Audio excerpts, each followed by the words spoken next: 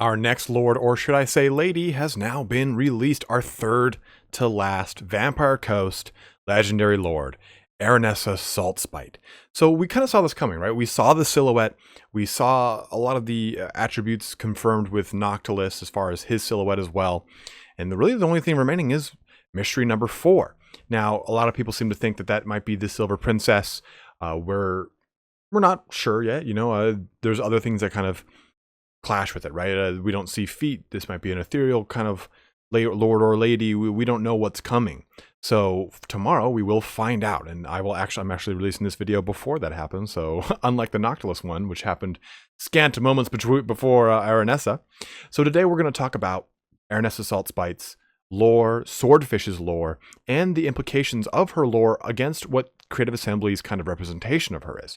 They have kind of skewed off the path for Aranessa, and to be totally honest with you, I don't mind. I don't care.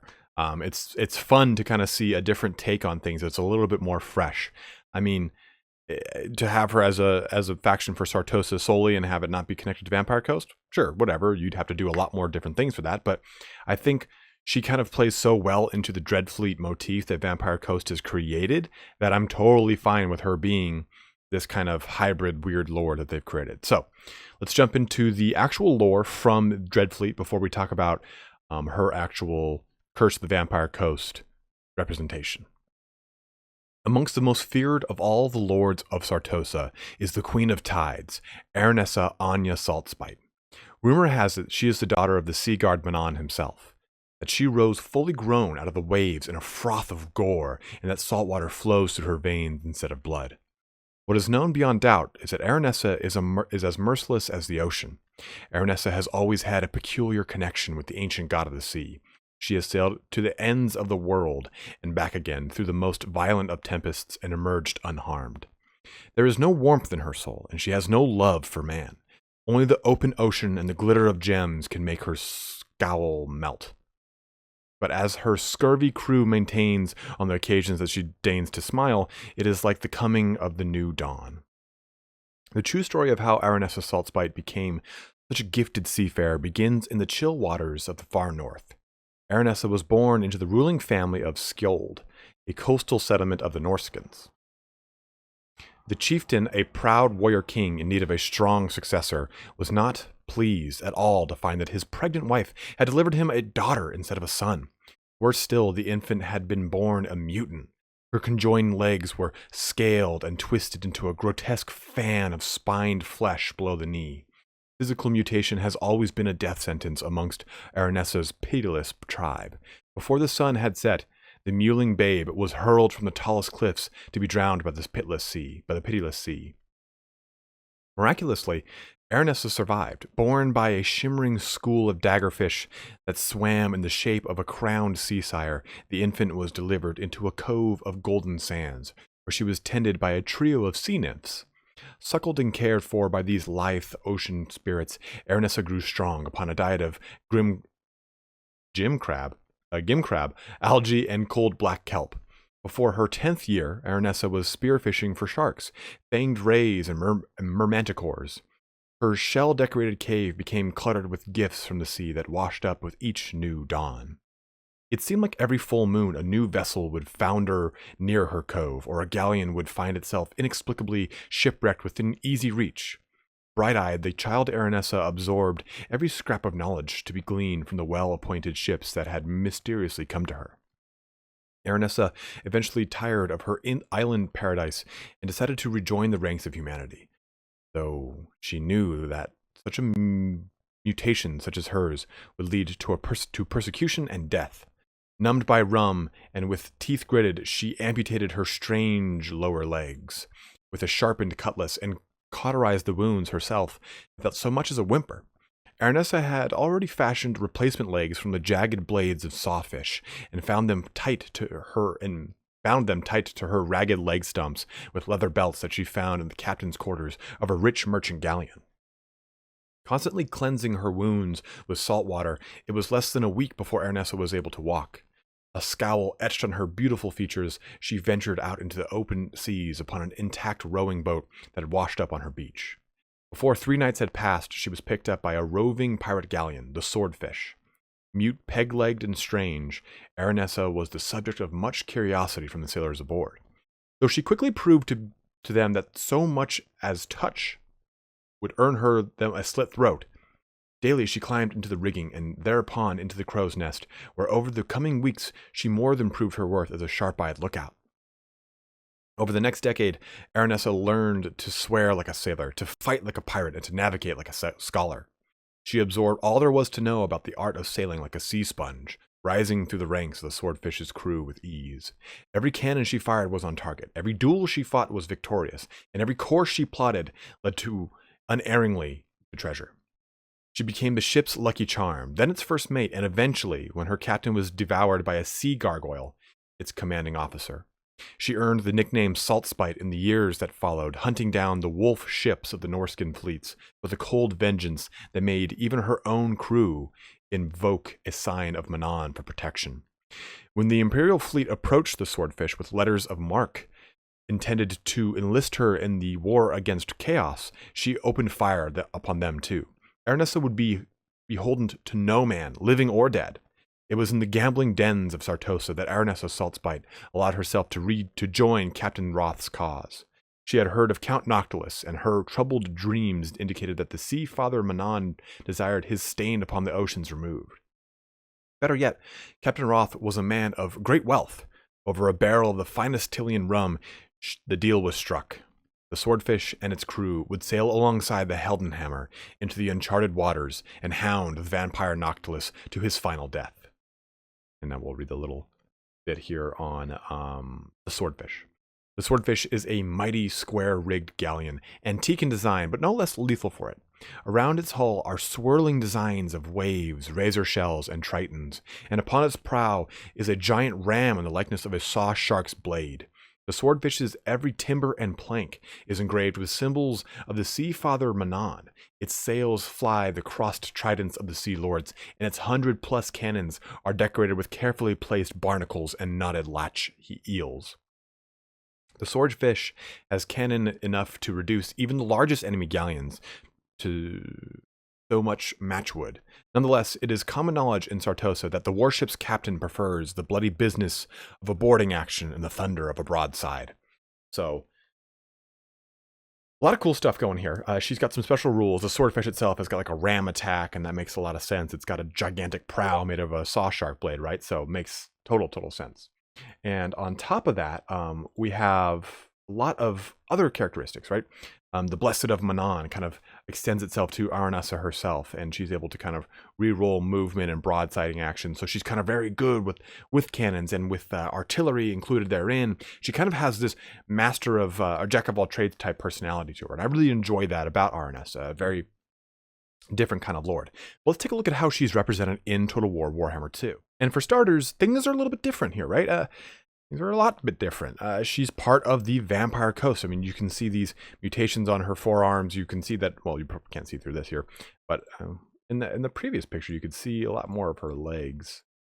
Well, her legs definitely have gigantic swordfish legs, but she's a little bit different, right? Ready to serve at the Captain Saltspite's command as part of the living realm rather than the undead. She commands a human pirate crew known as the Sartosa Free Company, otherwise reluctantly sharing control of the denizens of the Vampire Coast. So very interesting here, right? We have her new little faction symbol, a little yellow. She earns additional income from raiding and sacking. Kind of expect that as well. Increasing her chance to finding treasure maps, which is a campaign mechanic we haven't heard in too much detail about the Vampire Coast just yet. I'm assuming there's going to be some sort of elaborate treasure map thing kind of attached to this because we haven't heard anything just yet, but I'm hoping it's something kind of cool that's a little bit more robust than, I guess, the treasure delving of the ruined settlements throughout the world. Her lord effects, of course, they increase the leadership and the weapon strength and melee attack of her Sartosa Free Company units. And this says units, so maybe this is just Empire State troops as a whole and not just Free Company units.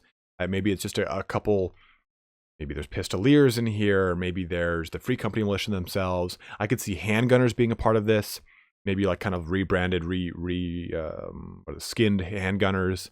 Stuff that kind of plays heavily into the whole pirate theme. So I'm hoping that there's more than just Free Company. And if you guys have heard otherwise from some other source, feel free to let me know in the comment section. But from what I understand, this is a pretty ambiguous statement right here. I think a lot of people are taking it as strictly as free company, but I don't think we've gotten confirmation either way. But her mount is a rotting Promethean, which is those Leviathan hulks that we've talked about, those giant crabs, the rotting Leviathans that we know from the actual list. The rotting Leviathan in the Vampire Coast list describes it as being a large Promethean, a sea dragon, all these different types of things. So the rotting Promethean is, again, your Leviathan Sea Hulk thing I was just talking about. I can't remember the name of. But she rides that into battle, of course. And she has the weapon Kraken's Bane. As its name suggests, Kraken's Bane bestows Arnessa Saltspite with an aura that increases the melee attack of friendly units, as well as giving them a bonus when facing large foes. Now, as we start to go through her unique skills, I think we're going to see that Aranessa has a specific role, right? So we know that Count Noctilus is our big, large creature master, right? He gives bonuses to the Necrofex Colossi. He can ride a Necrofex Colossi, and he kind of has some things having to deal with larger creatures like Terrorgeists. Now, with Luther Harkon, it seems that he's definitely a little bit more of an anti-mage, right? He's kind of combating magic. He's kind of got these abilities that boost him up in specific, Luther Harkon's armor and defense, his zombie gunnery mobs, stuff like that. But with Aranessa Saltspite, I see her as being definitely more the artillery lord, commander, lady, whatever, of the Curse of the Vampire Coast. Let's take a look at her unique skills here. So for one, we know she is a mutant, so she's resilient, increased hit points, and immune to fatigue, which is pretty cool. We don't see many lords that are immune to fatigue, so that's kind of a nice little attribute. I'm wondering if this is going to mean that we're going to see a lot more, what are they called? Okay, so we know that skinks and croxagores, they don't suffer a penalty going through, shallow water, marshlands, or whatever the hell that is.